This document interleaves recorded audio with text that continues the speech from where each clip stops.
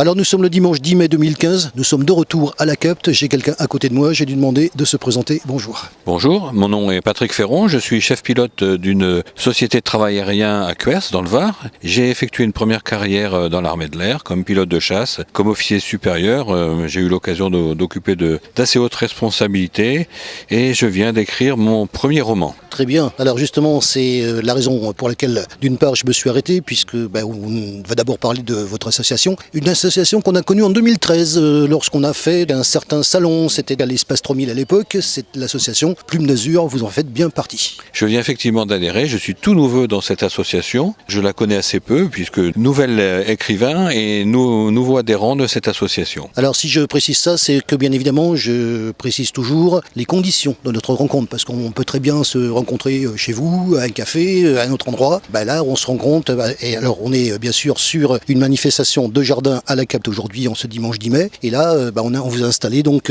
quelques tables, vous êtes plusieurs à présenter vos livres, vous en faites partie, c'est la première fois que je vous rencontre, donc je suis heureux de vous rencontrer d'abord, et de voir, mon Dieu, quelque chose de particulier, parce que j'ai déjà vu des livres, j'ai déjà interviewé beaucoup d'écrivains, vous devez vous en douter, et ça par contre ça sort un petit peu pour moi. Alors c'est bien parce que j'aime bien les choses qui changent, j'aime bien ne pas être enfermé dans une routine de sujets, c'est assez ouvert, et donc vous allez me parler de ce premier livre. Il n'y en a qu'un seul, mais quel livre quand même? C'est effectivement mon premier livre, je suis en train d'écrire le deuxième, qui est écrit à peu près aux 2/3, qui j'espère sortira bien après.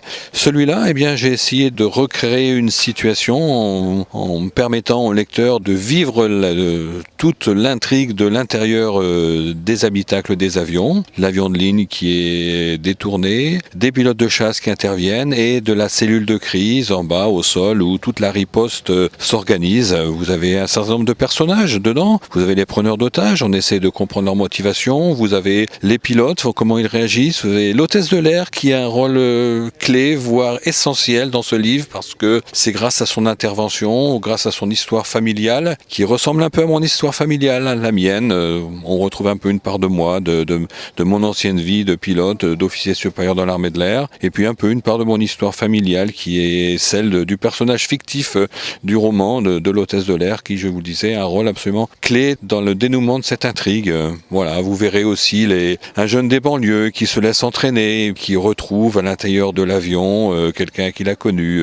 Il a des doutes sur son action, donc c'est cette vie des personnages, des pilotes de ligne, pilotes de chasse, des chefs au sol qui essayent de comprendre, qui organisent la riposte, et puis de cette hôtesse de l'air qui a tout compris ce qui se passait et dont l'intervention est clé. Alors moi j'ai une question à vous poser, parce que c'est le premier livre et vous le savez, j'interviewe beaucoup les écrivains, donc la question elle est toute trouvée. Vous avez commencé quand? Qu'est-ce qui provoque le déclic? Qu'est-ce qui fait qu'un jour on n'a pas écrit et qui motive à écrire? D'abord il faut trouver un sujet. Qu'est-ce qui a fait chez vous ce déclic qui a fait que vous écrivez quelque chose? C'est venu comment? Un ami, pilote lui aussi, un ancien non pas de l'armée de l'air mais de l'aéronaval, a écrit un livre il y a quelques années qui était un recueil d'histoires vécues, et il m'a demandé de lui écrire une de mes histoires vécues, ce que j'ai fait bien volontiers. Cette histoire vécue est parue dans son livre il y a déjà de ça quelques années, et puis ça m'a donné envie d'écrire non pas des histoires vécues mais des romans qui s'appuient beaucoup sur ce que moi-même j'avais connu et sur mon expérience passée. Donc j'ai décidé d'écrire un roman, et puis j'ai quelques amis à qui j'avais fait lire le début de ces romans qui ont beaucoup aimé et qui m'ont bien incité, qui m'ont bien encouragé pour le poursuivre et pour l'achever. Et puis maintenant voilà, le livre existe, il est en vente, il est devant vous. On va dire le titre. Il s'appelle Objectif Palais de l'Élysée. Pourquoi ce titre? Ah oui, pourquoi ce titre? Très important. Je vous rassure tout de suite, rien ne se passe dans l'Élysée, mais l'objectif c'est le but du détournement d'avion, c'est leur objectif, voilà. Ah d'accord, très bien. Alors petite question, il date de quand? Il est sorti au mois de décembre. Comment ça se passe la promotion? Quelle réaction d'ailleurs vous avez au niveau du public? Est-ce que vous avez déjà des réactions? Écoutez, tous les amis et tous les gens qui l'ont lu ont beaucoup aimé ce livre, m'ont dit que l'action était bien conduite.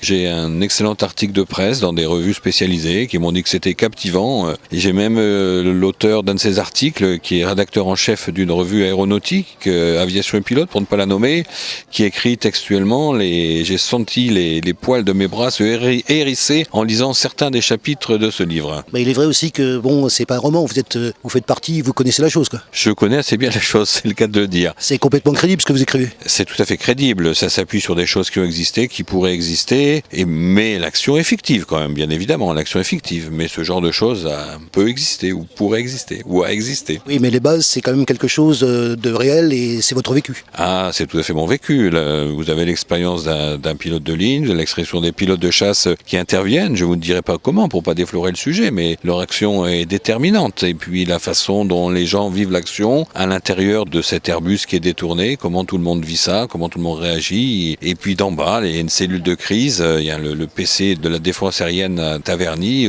Bien que l'action soit fictive, bien sûr, ça s'appuie sur mon expérience passée comme pilote et comme responsable au sein de l'armée de l'air. Vous avez ces équipages, comment ils vivent la chose, cette hôtesse de l'air dont le rôle est important. Vous avez ce général au poste de commandement de la défense aérienne à Taverny qui organise la riposte, dont l'idée est géniale et qui s'appuie sur un événement historique. Je ne révélerai pas quel événement historique, c'est un des points clés de l'histoire, mais ça le sert beaucoup à concevoir sa riposte et qui est intéressante, qui est originale aussi, j'espère, et qui permet d'avoir une fin heureuse. Bien sûr, c'est un roman, donc une fin heureuse à ce détournement dont l'objectif était terrible. Ces gens qui avaient détourné l'avion avaient un but ultime absolument épouvantable, mais l'organisation de cette riposte par ce général, par ces pilotes de chasse, la façon dont ils réagissent, ce qu'on leur demande est très difficile. Grâce à leur expérience, grâce à leur maestria, ils permettent à ce livre, à ce roman, d'avoir une fin heureuse. Et puis aussi sur le plan du côté des terroristes aussi, il y a une fin heureuse aussi. Et un côté, une lueur d'espoir.